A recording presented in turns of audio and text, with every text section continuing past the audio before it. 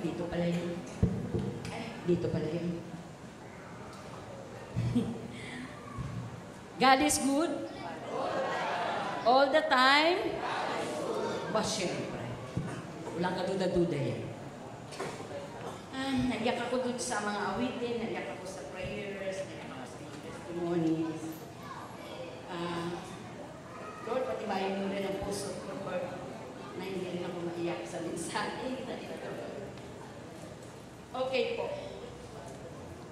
Ngayong umaga, wala nang paligoy-ligoy. Tumayo ang lahat at tayo basahin natin ang ating text. Pwede pong tumayo ang lahat para unahin natin basahin ang ating text. Okay po? Ang ating text po ay matatagpuan sa Revelation 3. Revelation chapter 3, verse 14 to 22. Okay? Basahin na natin. Kung may Bible kayo, syempre, buktatin ninyo. Kung wala naman, makinig na lang po. At ang title, nariyan na, Open the Door. Lahat tayo nangangailangan. Ang Diyos ay, sige mamaya na, bakit ba dito na tayo sa ating text? Okay, basahin natin ang ating text, Revelation chapter 3, verse 14 to 22. Umpisahan natin sa 14. Okay. And the angel of the church of the Laodiceans writes, "This thing says the Amen, the faithful and true witness, the beginning of the creation of God. I know your works, that you are neither cold nor hot. I could wish you were cold or hot. So then, because you are lukewarm, and neither cold nor hot, I will vomit you out of my mouth. Because you say, I am rich, have become wealthy, and have need of nothing, and do not know that you are wretched, miserable, poor, blind, and naked. I counsel you to buy from me gold refined in the fire, that you may be rich, and white garments, that you may be clothed, that the shame on your nakedness may not be revealed. And anoint your eyes with eye salve, that you may see. As many as I love, I rebuke and chasten. Therefore, be zealous and repent." 20, Behold, I stand at the door and knock.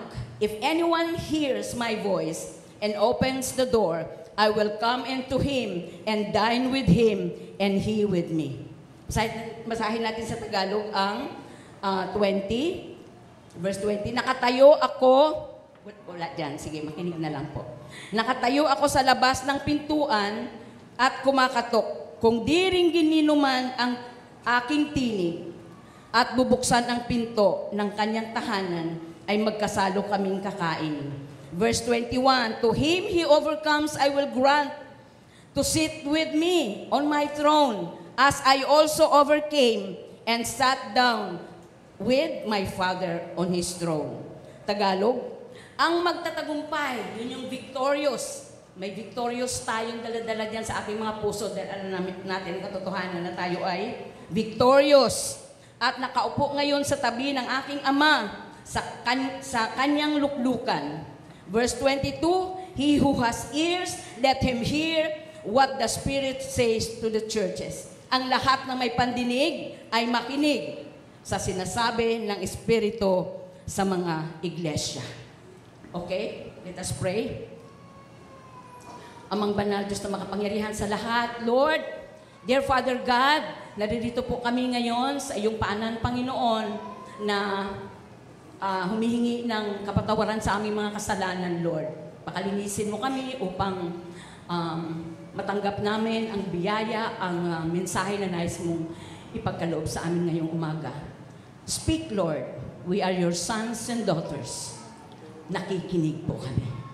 In Jesus' mighty name, Amen. Pwede na po umupo. Okay? Okay po. Ang ating pong title ay, alam nyo naman yan. Alam nyo yan, alam kong marami ang alam doon sa verse 20. Napaka-popular po niya. Okay po. Alam niyo po, itong Revelation, Book of Revelation, yung chapter 1 pa lang po nito, ay tungkol ito kay John. Sino nakakilala kay John the Baptist? John the Beloved. Sino pong nakakilala? Kilala natin si John the Beloved, di po ba? Okay. Si John the Beloved po ay hindi siya namatay. Kahit ano pang gawin sa kanya ng mga rulers, ng mga leaders, ng mga emperor, ay hindi po siya pumayag na lumuhod at magsamba sa harapan nila.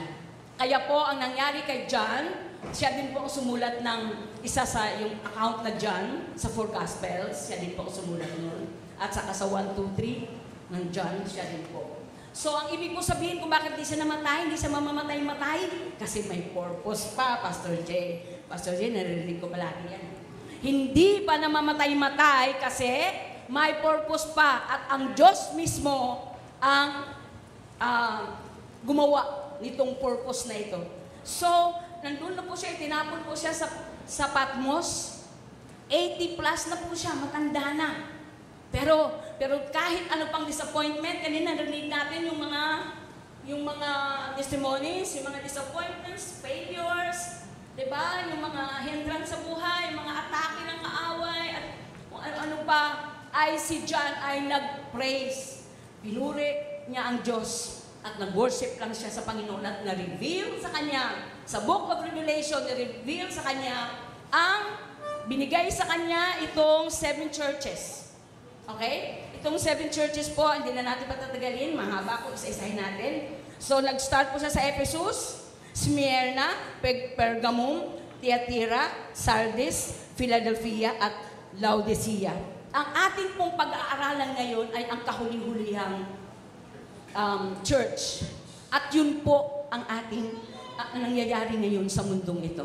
Actually, yung Philadelphia po, isa po yun sa sinasabing true and genuine Christian, yung church na yan. Evangelical church po siya. So, ang daloy po niyan, yung stream po ng evangelical church na yan, ay maganda. Pero itong daloy ng Laodicea ay hindi maganda. Okay, yun ang ating pag-uusapan ngayong umaga. Okay po. Gusto ko lang po, kunting-kunti lang na historical background para may maintindihan po tayo sa context ng ating pag-uusapan. Ito pong Laodicea po, napakayaman. Di ba sabi kanina sa scripture sa binasa natin, hindi daw sila mayaman daw sila eh. So, hindi sila nagde-depend kahit kanino. Ang Laodicea po ay napakayaman at nandun po siya sa city of Asia Minor na sila po kilala sa banking. Sobrang successful, sobrang nag-grow ang kanilang banking industry, textile production, ay sobra po silang mayaman. Mayroon pa po silang ginawa na na-discover nila dito sa Laodicea. Yun pong pamahid ng mata, yun pong eye salve, yun pong pamahid ng mata na nagpapagaling sa maraming tao. At yun po ay naging bantog sila, yumaman sila dyan. At may isa pa po, nagbibreed sila ng sheep. At yung ang balahibo ng sheep ay ginagawa nilang wool. Ginagawa nilang coat. Yung mamahaling, expensive coat. Kaya, tingnan nyo, sino hindi yayaman? Yayaman talaga sila. Pero sa kabila ng kanilang yaman, sobra na silang mayaman, na wala na silang pakialam sa iba kasi sobra na silang self-sufficient. Okay? May problema po sila sa tubig. At ang tubig nila, wala silang fresh water. At ang kanilang iniinom po na yung tubig na yan, manggagaling pa po sa South Hot Spring ng hot spring ng saan ba siya? Wait. Kaya makita natin. Doon po siya sa pinaka-mainit na tubig sa hot spring po yan. Dito. Sa Hierapolis. Okay, yan. Hierapolis po ay may hot spring. At po yung hot spring na yon, doon po manggagaling nanggagaling. Mayroong pinapipe, mayroong yung aqueduct. Yung aqueduct po, yun po yung dinadaluyan ng tubig, yung maramihang tubig. Na kung minsan open lang po yan, pero yung pipe ay sarado po yan. Doon po yung manggagaling sa hot spring, sa may Hierapolis, bababa po yan. Pagbaba po niya, at by the time na dadating na po siya sa Laodicea, ay maligamgam na ang tubig. So hindi na po siya potable as a drinking water. Hindi na siya dapat inumin, hindi na siya fresh. So, kung bakit ko sinasabi itong context na ito, itong background na ito, kasi lahat po lang sasabihin ni Jesus dito, ang pagsaway at pag-rebuke sa kanila, ay gagamitin niya po ang mga words na to. Gagamitin niya ito. Kasi ang sinasabi ni Jesus dito, hindi biro, intentional. Na sinasabi niya na kayo lukewarm, kayo maligamgam kayo. So di ba ang coffee, di ba ang kape, hot coffee is delicious, di ba? Sarap, I like hot coffee. At yung cold brew, masarap din yun, malamig, no? Na coffee, masarap din. Pero yung maligamgam, yung lukewarm na kape, ayaw ko. Kayo, ewan ko sa inyo kung gusto nyo, pero ayaw ko ng lukewarm na kape. Okay. Kaya nga, sinabi dito kanina sa ating passage na sinabi na isusuka kita. Doon sa verse 16. Okay po. So dito na po tayo. Lagtawan na lang natin itong isang introduction. Naka-introduction na tayo. Okay. So, ano po ba what does Jesus reveal about lukewarm church? And how should believers respond? Okay? Ano daw ang inihayag ni Jesus tungkol sa isang maligamgam na iglesia? Sige. Ngayon, ating pag-aralan, may tatlo tayong bagay na spiritual condition na dapat natin pong maintindihan. Kung paano ba inihayag ni Jesus, kung paano niya sinaway ang mga tao sa Laodicea Church, at kung ano ba ang dapat gawin natin ngayon sa ating buhay. Kasi po, itong nangyayari sa kanila po, nangyayari dito sa atin. Applicable po ito sa atin. Okay? Maligamgam ang iyong pag-ibig. Lukewarm ang iyong pagtingin. Okay. Sige po. Ito po, ang sinabi po ni Jesus dito, the Amen, the faithful and true, doon sa verse 14, kailangan daanan natin. The witness, the true witness, the beginning of the creation of God. Ito po NIV, the ruler of God's creation. Ito po, it refers to Himself. Si Jesus mismo. Siya po yung faithful and true witness. Okay? So, totoo si Jesus, di ba? Dito sinasabi niya siya yung true and faithful witness. At sinabi pa niya dito na in the beginning of the creation of God, simula pa po doon pa po sa creation, nandun na po si Jesus. John 1:1, nandun din si Jesus. So, sinasabi niya dito totoo na siya ay sa simula, nandoon na. Bago pa man siya ipinanganak sa Bethlehem. So, totoo po yan. Sinabi ni Jesus yan. Okay?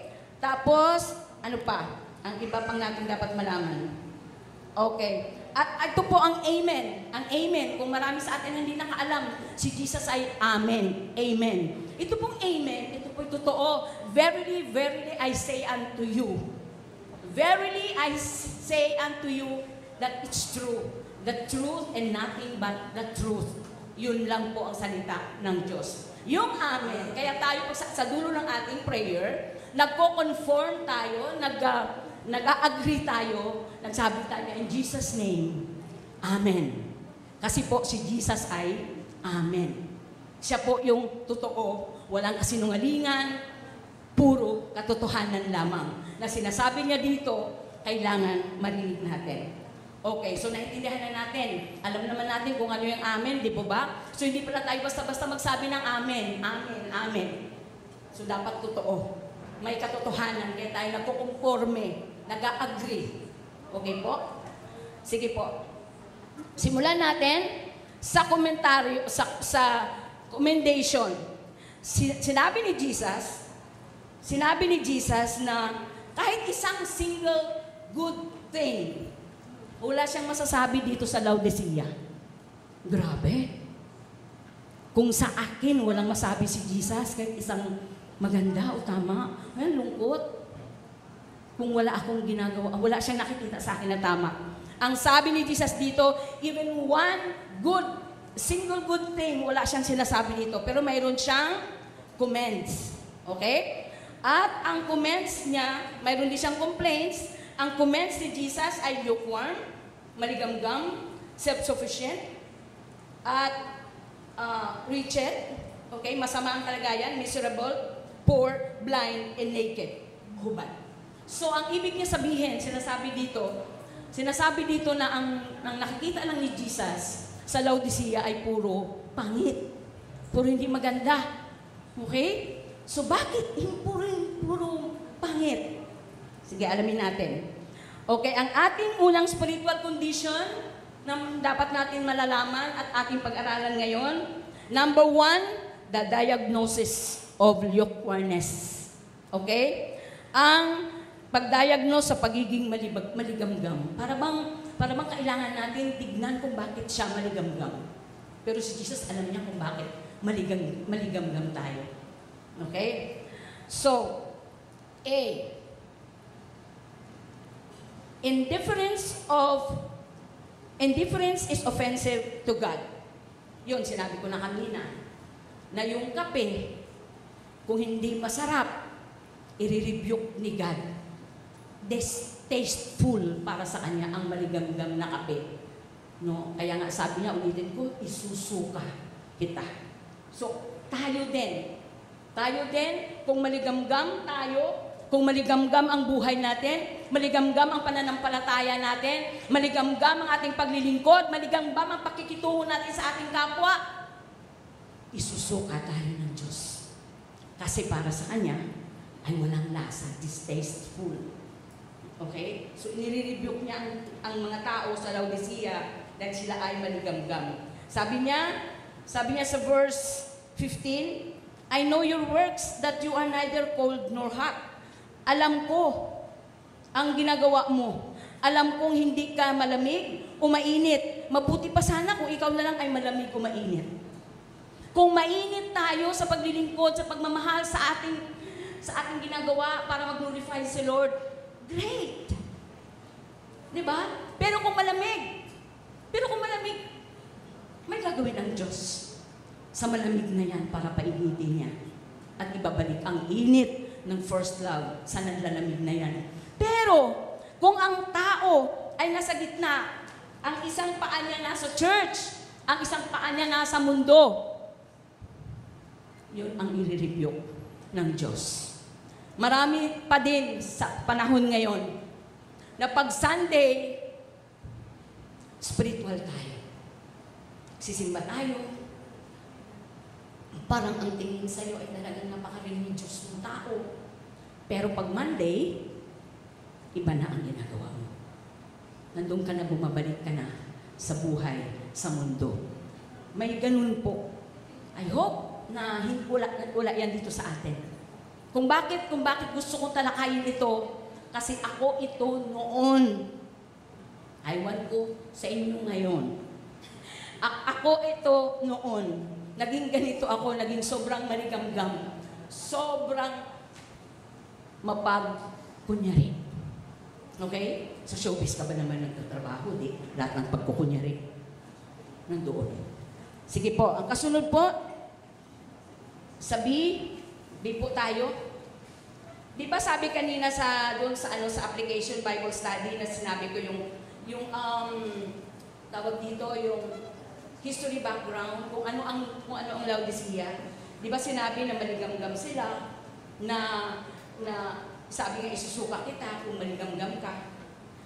Alam niyo po, ito po yung mga characteristics, wala dyan. Ang mga characteristics po ng katangian ng isang maligamgam na Kristiyano. Sige po, hindi ko po yan nailagay dyan. So pakinggan po natin. Ito po yung nanggaling kay Pastor Skip Hischi ng Calvary Church. Kinahoy ko dun sa kanyang mga sinabi. Number 1, walang sigasig sa pananampalataya. Yun po ang maligamgam. Yun po ang lukewarm. Madaling makisama sa mundo. Madaling maakit. Madaling maakay. Madaling malinlang. Kunting kalapit lang, kunting bola-bola lang, go na. Okay?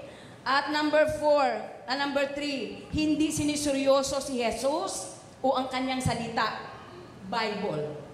Hindi nagbabasa ng Bible at hindi rin pinag-aaralan kung mayroon tayong devotion o mayroon tayong yung may verse na narinig na dapat kung hindi mo naintindihan, pwede mo naman ulitin pag uwi mo sa bahay. Okay? So yun. Ang pang-apat, walang malasakit sa iba. Ang ibig sabihin ng walang malasakit sa iba, wala kang pakialam. Wala kang pakialam kung anong nangyayari sa kapwa mo. Lumapit na nga sa'yo, tinanggihan mo pa. Wala kang pakialam. Kung siya pa rin nagtatapisaw na sa kasalanan, hindi mo man lang siya binigyan ng encouragement, ng motivation, at akayin muli pabalik kay God. Pang-5, hindi lumalago sa bunga ng Espiritu. Ang maligamgam na Kristiyano ay hindi lumalago sa bunga ng Espiritu. Wala siyang fruit of the Spirit. Kaya kadalasan magtataka tayo na bakit kaya ako, ganitong naramdaman ko, ganito ang ginagawa ko, ganito ang sinasabi ko. Kasi nga ang fruit of the Spirit ay inihigpitan mo dyan sa loob, hindi mo siya pinapabayaan, hindi mo pinabayaan ng Holy Spirit na kumilos dyan sa buhay mo. Ang gusto mo yung iyo, yung akin, ako to, itong gusto ko. Okay? Ang pang-6, hindi ginagawang gabay sa buhay ang salita ng Diyos. Alam ko naman, ginagawa natin gabay sa buhay ang salita ng Diyos. Amen? Amen. Okay, umaasa sa sarili, hindi sa Diyos. Ito yung napakahirap. Parang ang hirap intindihin kung may tao kang kasama na ganito. Okay? Panlabas lang ang pagiging Kristiyano. Kristiyano lang sa nguso, hindi sa puso. Yun ang maligamgam na church. Yun ang maligamgam na Kristiyano. Okay, tuloy tayo. Gusto ko lang sabihin sa inyo na yung 7 characteristics ng maligamgam na yan, na kung may nararamdaman kang ganyan, ay beware! Matakot ka na! Kasi ibig sabihin ng Holy Spirit ay hindi mo pinapabayaan kumilos. Ikaw lang kumikilos sa buhay mo. Ikaw lang pinapaupo mo na dyan. Ikaw, ang upuan din sa puso mo, ay hindi na yung Holy Spirit. Nakaupo na lang doon ng Holy Spirit sa ilalim. Ikaw na nakaupo doon. Okay? Pag may nararamdaman po tayo sa isa sa mga ito, ay manalangin ka na. Kumilos ka bago mauli ang lahat. Maging end times na nga actually. Malapit nang dumating si Jesus. So kailangan, kasi itong revelation about end times 2 Okay? So, tulad ng tubig sa Laodicea, maligamgam ang kanilang pananampalataya. So, ginamit ito ni Jesus. Diba sabi ko kanina, doon sa Hierapolis, nanggagaling yung mainit na, may hot spring, nanggagaling yung tubig. At pagdating doon sa Laodicea ay maligamgam na. Ganon. Kaya ang significant ng doon makikita ang spiritual condition nila sa nangyayari sa kanilang paligid. So, yung maligamgam na tubig na yun na dumating sa kanila, ay sila din yun. So may significant yun. Lahat ang sasabihin ni Jesus Christ dito ay may significant. Ay intentional. Okay. Next po. Okay. Material wealth. Ayan. B. Self-sufficient. Spiritual condition. Material wealth blinded them to spiritual poverty. Ang mga material na bagay sa buhay natin ay binubulag tayo. Pag marami tayong pera, marami tayong yaman, napaka-komportable, komplesa tayo. Kasi, dami kong pera Marami.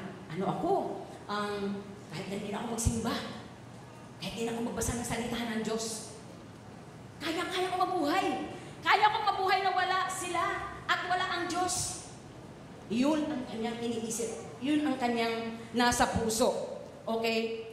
Sabi dito sa verse 17, you say, sabi dito ni Jesus, sinabi mo, I am rich and need nothing, but you do not realize, sinabi mo mayaman ka, angat ka sa buhay at wala ka ng kailangan pa. Pero hindi mo alam na miserable ka, kawawa, mahirap, bulag at hubad. Di ba may mga gamot, may gamot sila kanina, yung ointment salve, gamot sa mata.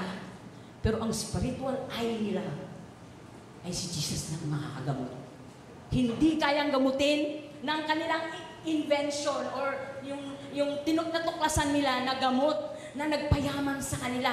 Hindi kayang gamutin ang bulag nilang mata, bulag sa katotohanan na sa Diyos dapat magre-rely. Sa Diyos lang dapat, hindi sa kayaman, hindi sa tao, hindi sa kayamanan.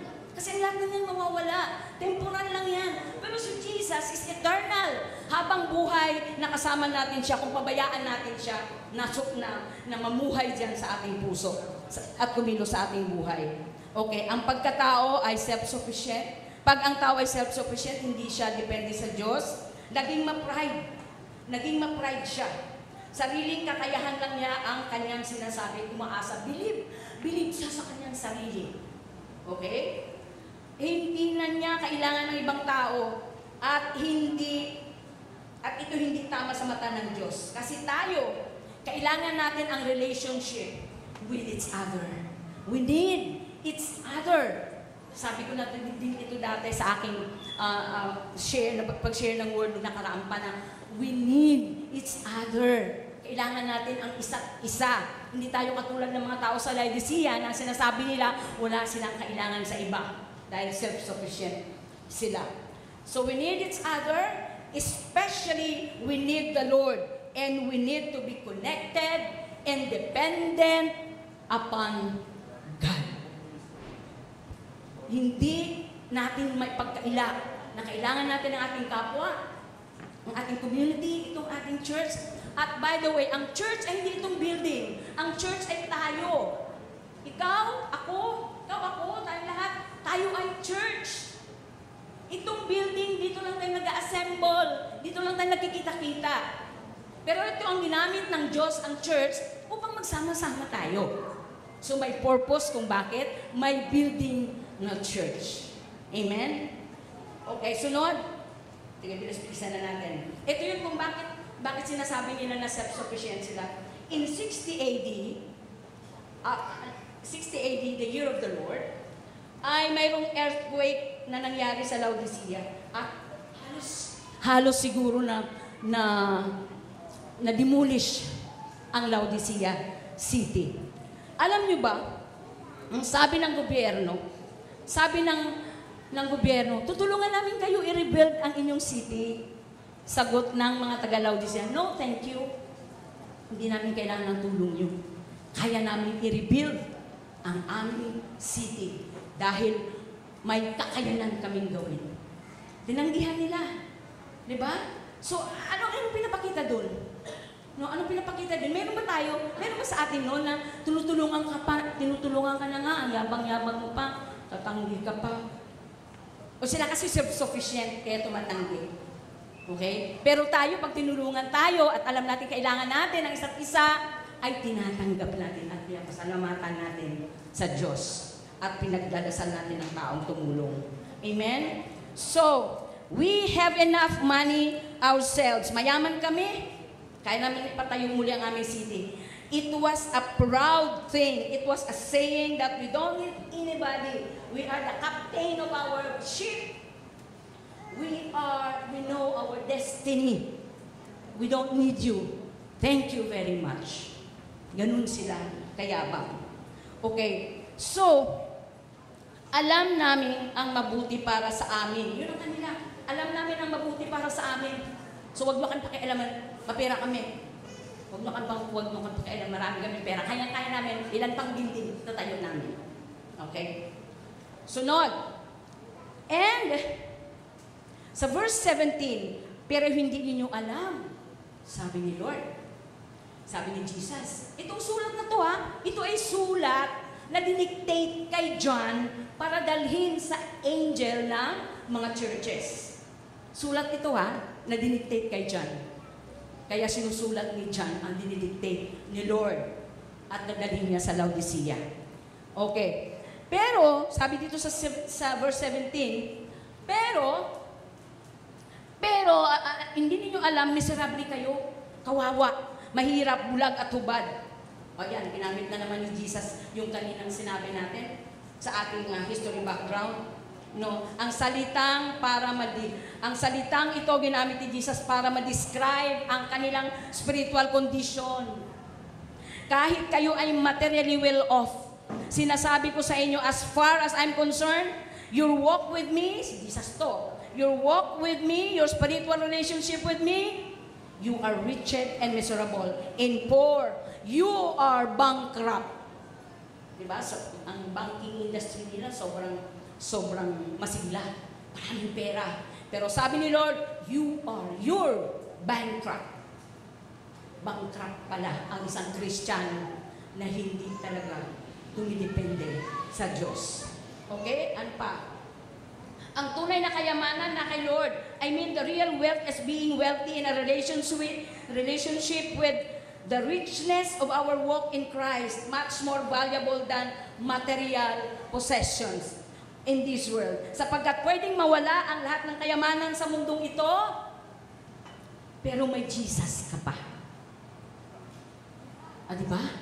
Mawala man lahat ang kayamanan na ito, ay mayroon kang Jesus. Ay, mayaman ka pa rin. Pero mawala si Jesus sa buhay mo, mawawala ang lahat. Ikaw ay poor, bankrupt, miserable. So, alin ang piliin natin? Si Jesus ba ang pipiliin natin? Pag tayo pinapamili.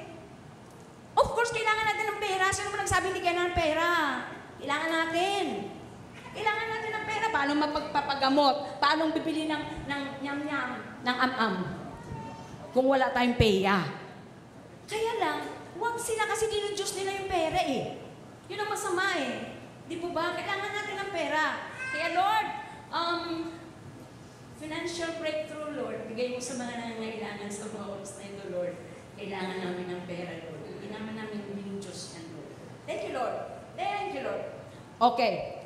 So, ang sabi dito, mawala ang lahat, pero may Jesus ka, mayaman ka pa rin. Pero mawala si Jesus, wala ang lahat. Wala nang lahat.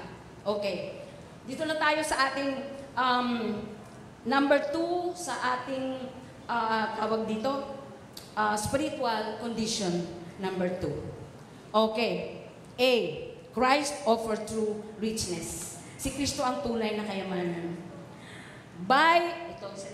Ito na ang sinasabi ni Jesus.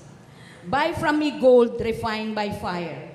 Sa verse 18, kaya ang advice ko sa iyo, bumili ka sa akin ng pure na gold para yumaman ka. Bumili ka rin ng puting damit na may maisuot ka at matakpan yung pagiging hubad mo. Saan ka ba hubad? Hubad ka sa mga bagay na hindi ka nais-nais sa harapan ng Diyos. Okay. Sabi, white garments is a picture of being clothed in righteousness. So, ang kailangan pala natin, ang righteousness ni God. Isuot natin ang kanyang righteousness. Hindi yung dito, yung expensive black wool coat. Sobrang mahal. Yun ang suot nila. Ang ganda-ganda mo lumakad. Ang mahal-mahal ng damit mo. Pero para sa akin, hubad ka. Yun ang ibig sabihin ni Jesus dito. Ang ganda-ganda, ang dami niyong pera dahil nga yan sa produkto niyo. Sinusuot mo yan, ang yaman-yaman mo talaga. Tignan kasi talagang mamahalin yan. Pero sa mata ko, hubad ka. Okay? At ang sabi dito, ikaw ay bihisan at hindi hahayag ang kahihiyan at iyong kahubaran. Sinabi niyo, pinagmalaki niyo ang inyong maitim na yun, yung maitim na glossy wool coat. Ngunit ang tunay na dapat ibihis natin ay ang aking katwiran, sabi ni Lord. Okay?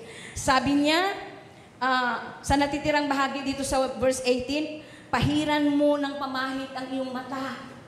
Bulag ka eh. Yung pamahid yung mamahalin, ang dami-daming taong gumaling ang mata sa pamahid yung na-discover nyo yan, na-invent nyo yan. Pero hindi ka gagaling dyan. Ang kailangan mo ako. Ako lang ang papagaling dyan sa bulag mong mata. Yun ang ibig sabihin, ang sinasabi ni Jesus dito. Okay. Tapos, ano pa ang sabi dito? Walang makakagamot sa bulag na mata kahit mamahaling gamot, kundi si Jesus lang. Jesus invites them to exchange earthly gain for an eternal treasure. Okay.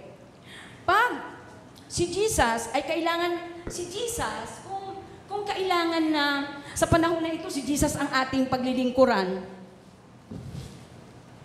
Di ba sabi, hindi tayo pwedeng maglingkod sa two masters at the same time? Sa money, sa mammon, and God. Hindi tayo pwedeng maglingkod. So mamili talaga tayo. Maingat tayong mamili. Yung discernment ng Holy Spirit, kailangan natin. Kailangan mo, kapatid, ang conviction ng Holy Spirit na nakatira dyan sa buhay mo, sa puso mo, kailangan mo. Kaya dapat magtanong ka sa Kanya. Magtanong ka, Lord, tama ba ang desisyon ko, Lord? Tama ba ito, Lord? O na-overwhelm ako, Lord? Talagang, ayan ang kaaway, Lord. Nakakayamot yung kaaway na yan, Lord. Ang sarap sipain ng kaaway na yan, Lord. Kasi tinatapin niya ako, Lord eh. Hindi niya ako tinatantanan. Ako noon ganyan. Hindi ako tinatantanan ng kaaway.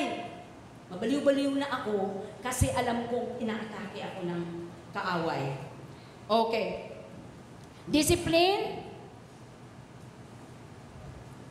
Lumundag ba ako? Nasabi ko naman the discipline of love. Ayan. The discipline of love. Okay. Christ offers the riches. Si Kristo ang tunay na kayamanan. Sige, dito na tayo sa B. Okay. Discipline is a mark of love. Ayan tayo. Ayan tayo, no? To those whom I love, I rebuke and discipline. Correction comes from the heart of love in desire for restoration. Pag si Jesus, ang Diyos, ang nag-discipline sa atin, masakit. May mga bagay, may mga times na masakit. Parang sinasabi mo, Lord, kala ko mamahal mo ako. Bakit ganito ngayon nararamdaman ko? Bakit ganito ngayon dinadanas ko? Hindi mo yata ako mahal. Pero pag dinidisiplina ka ng Diyos at ikay nasasaktan, tandaan mo, para sa ikabubuti mo. Kung mayroon man nanakit sa'yo at sa tingin mo gusto mong gumante, kung mayroon man nanloko sa'yo, kung mayroon man nangapi sa'yo, tapos gusto mong gumante, mapapahamak tayo kung yun ang ating pipilitin gawin. Kasi kung bakit may kaaway, kung bakit ang kaaway niyan, kasi may nakikita sa potential sa'yo eh. May nakikita ang potential sa'yo ang Diyos kung bakit inaatake ka ng kaaway. Hindi ka aatakihin ng kaaway kung wala siyang nakikita sa'yo na ikatatalo niya. Actually, takot nga siyang lumapit sa'yo eh. Kasi nagsashine ka eh. Takot yan. Takot siya lumapit sa'yo. Hindi ka niya masuntok, hindi ka niya masampal, hindi distract ka niya sa ibang bagay. Una sa family, sa work, sa studies. Doon ka niya i-distract. Kasi hindi ka niya kayang sampalin o hampasin kasi takot din siya sa'yo. May Kristo ka yata sa buhay, sa puso. Nagsashine ka eh. Nakikita, ay, takot ako dyan. Kasi nagniningning yan. Nandyan si Jesus sa buhay niya. Okay.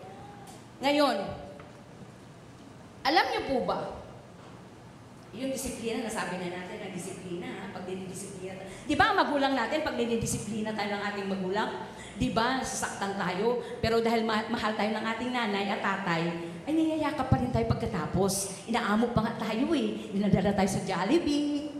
Di ba, pinapakain tayo. Dinadala tayo. Kasi ano gusto na?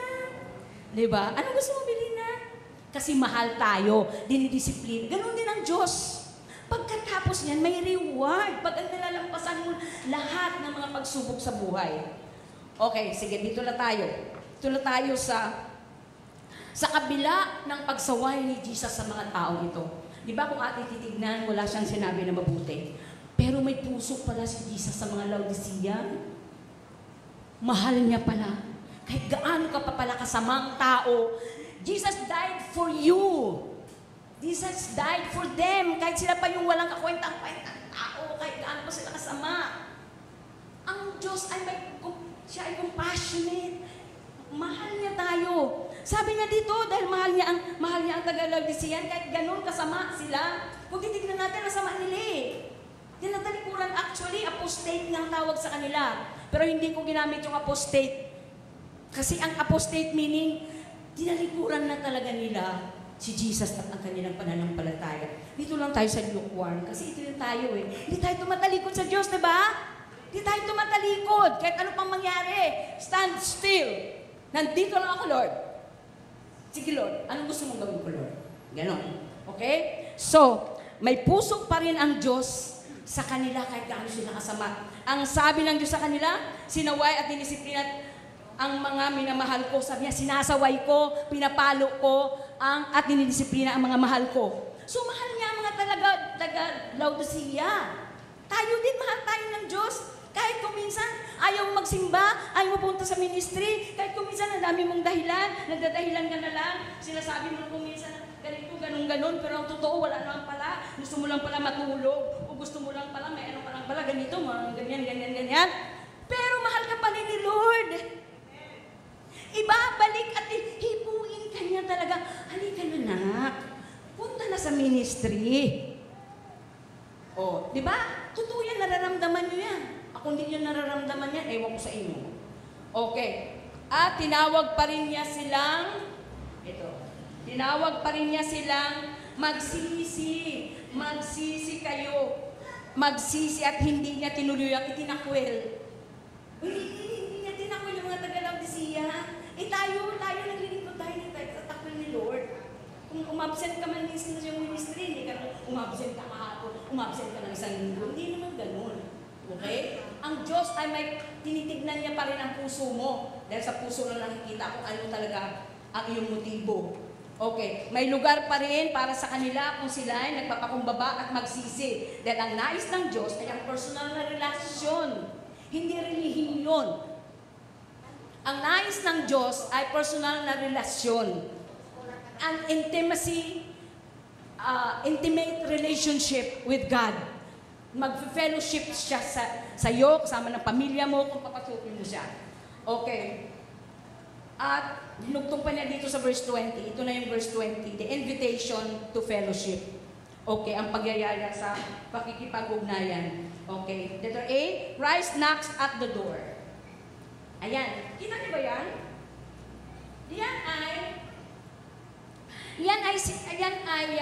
Yung picture na yan, inimprenta.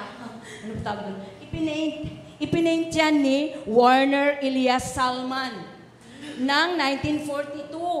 At kung bakit yan ay walang doorknob sa labas. Wala siyang doorknob sa labas. Ang doorknob niyan ay nasa loob. Ang ibig sabihin niya kung bakit wala siyang doorknob sa labas, kasi si Jesus Christ hindi naman mamimilit na papasok eh. Hindi naman yung bars, ay, papasukin ko talaga ito si Nita. Ano na kanyang ginagawa nito? May ginagawa na ito, hindi maganda. Okay? Wala siyang ganon. Ang ibig sabihin kung bakit ang doorknob niya nasa loob, dahil si Jesus nandiyan nakatayo, naghihintay sa iyo, sa akin, sa mga tao na nangailangan sa Kanya. Pag siyang kumatok, dapat marinig natin. At ikaw mismo, let Jesus in. Let Him in. Ikaw ang magbubukas ng pinto. Hindi siya. Pero, nandyan lang siya nakaabang. Ang tagal-tagal niyang nakaabang dyan na para kung sinong may magbukas. Sabi pa nga, kung sinong makarinig ng aking boses ay pagbubuksan niya ako at ako'y papasok at makipag-fellowship ako sa Kanya. Sa kakain kami na magkasalo. Ang ibig sabihin ng kakain na magkasalo ay an intimacy ugnayan. Anong ugnayan sa English? Magkaroon kayo ng intimate relationship. Di ba pag kumain tayo, may intimacy tayo? Di ba? Ang pagkain ay number 1 tool para tayo ay magkakasama-sama. Kaya ang pagkain, kailangan natin yan. Sa sharing ng pagkain, number 1 yan. Sama-sama tayong kakain, nagkakaroon tayo ng closeness, close relationship. Dahil sa pagkain. Amen? Palakpakan na natin si Lord. Kasi tayo, kumakain tayo, lagi tayo may party-party, kahit simple lang, di ba? May party-party tayo, may kain-kain tayo, di ba? Kasi doon nagkakaroon ng closeness ang mga tayo.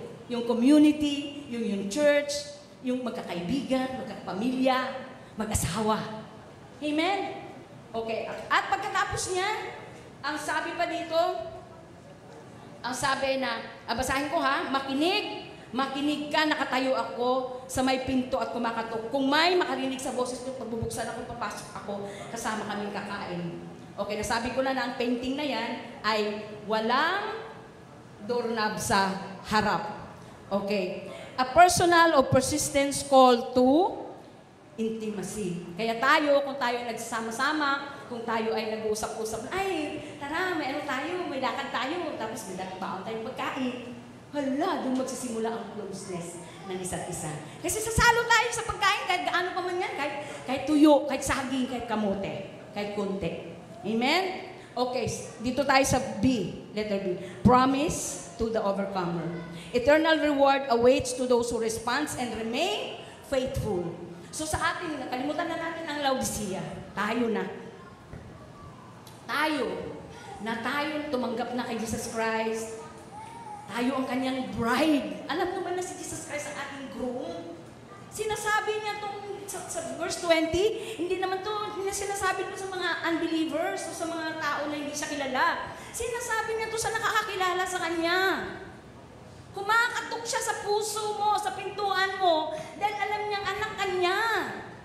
Dahil alam niyang tinanggap mo siya. Sinabi mo, nag-promise ka, maglilingkod ako sa iyo, I will follow you, Jesus. Bride tayo. Tayo ang bride ni Jesus Christ, siya ang ating groom. So kilala niya tayo, kilala natin siya. Kaya siya kumakatok dahil alam niya may halaga ka sa kanya. Mahal ka niya, ayaw ka niyang mapahamak, ayaw ka niyang mapunta sa masama, mapunta sa dagat-dagatan ng apoy ng impyerno. Yan. So, ang ibig sabihin, dapat natin maintindihan na kumakatok, itong verse 20, kumakatok si Jesus ay hindi para sa mga tao hindi siya kilala. Wala namang masama din yun kung tayo ay tama lang din na tayo ay magkaroon ng motivation o encouragement o inspiration sa mga tao na hindi kilala. Kasi yun nga, pinunta ni Jesus dito yung mga hindi siya makilala.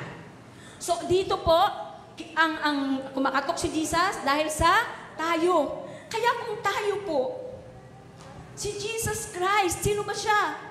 He's the Creator, our Savior, all majesty,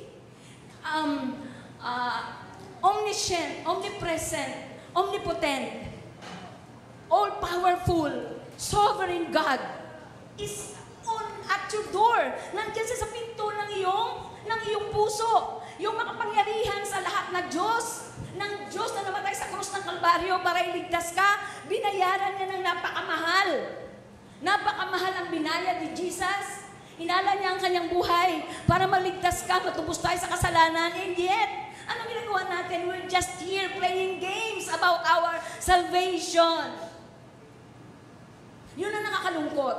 Sa nakikita ko sa iba, dito sa atin, I hope and pray, wala na tayong ganun dito dahil binayaran tayo ng napakamahal ni Jesus Christ para matubos tayo. And yet, tayo biro-biro lang ba? Biro-biro lang ba ang pagiging Kristiyano natin at ang ating salvation at ang ating faith? Hindi po biro yun Hindi po biro-biro lang. Yan ay dapat tutuhanan na mayroon tayong pananampalataya sa Diyos na siya po ang nagligtas sa atin, namatay sa krus ng Kalbaryo at tubusin tayo sa ating mga kasalanan. Amen? So, yung mga problema natin, yung mga problema, disappointment natin, Jesus is at the door. Come near to me and I will be near to you. Sabi ni Jesus, lumapit ka kasi dito. Sumisigaw na ako dito. Kumakatok, patuloy na. Grabe, no? Si Jesus ang mabuting Savior, no? Mabait, mabuting Savior, mapagmahal, mapagpatawad, lahat na, name it. Si Jesus yun. Na nagtsatsagang magkatok ng magkatok, kahit walang lumalapit para pagbuksan siya. Ini-ignore natin siya. Kahit naririnig natin siya. Kung may nagagawa tayong bagay na sa tingin mo nakaka-offend tayo sa ating Panginoong Diyos, kumakatok siya. Patuloy siyang kumakatok. Hindi siya umaalis. Kumakatok lang siya doon. Ako, nung kumatok ako sa bahay ni Marcia, ang tagal-tagal niya magbukas, umalis na ako. Nagsawa ako, ang init-init. Pero si Jesus, hindi siya aalis. Hihintayin niya tayo na buksan ang pinto. Dahil lahat, yung mga disappointment mo, andun si Jesus sa pinto. Yung mga bagay na iniiyakan mo, yung mga bagay na pinoproblema mo, Jesus is at the door. Nasa pinto siya. Lahat ang nangyari sa buhay natin, yung financial struggle, yung ano pa, yung mga away, kung ano pang problema, Jesus is at the door. Nandoon lang siya. Nandoon lang siya. Church, may reward. Sa verse 22, ang sabi sa verse 22, ang magtatagumpay ay makasama ko sa trono, uupo sa trono ng aking Ama sa langit. Dahil ako rin ay nagtagumpay. Kasama kita. Okay? Church, open the door. Open the door of your heart.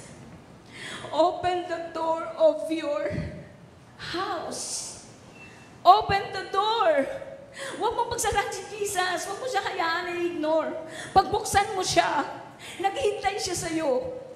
Kung alanganin ka sa mga oras na ito, kung ano man ang mga problema ang dala-dala mo, punta ka sa pinto. Punta ka sa pinto at pagbuksan mo siya.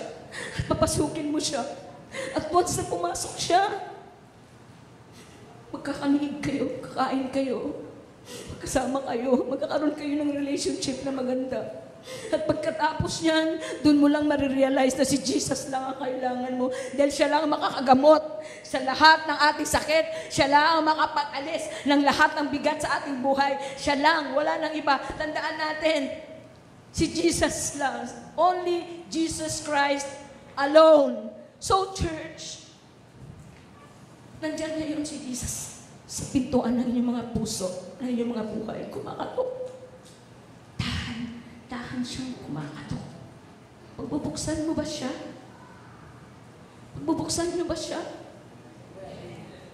Ang lahat ng may pandinig, ang lahat ng makarinig ay ang lahat ng may pandinig ay makinig sa kung ano ang sinasabi ng anghel sa mga churches. In Jesus' mighty name.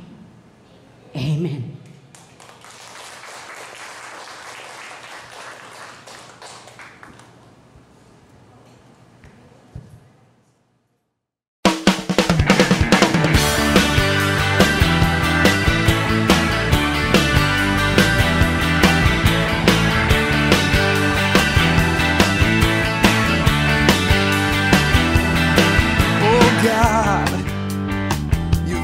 So good to me. You came and found this orphan and you brought me right into your family. Oh yeah. Oh God, you've been so good to me. You threw away my past and you never count my sins against me. No, thank you, Lord. You got me dancing, and now I'm shouting. You got me leaping, and now I'm spinning hallelujah. Oh, you're so good to me. You're so good to me. So good to me. Oh God, you've been so good to me. Every day I wake up, I breathe another breath of your mercy. Oh God, you've been so good to me. And my delight is in you, 'cause I know that your hand is upon me. Oh, you got me dancing, and now I'm shouting. You got me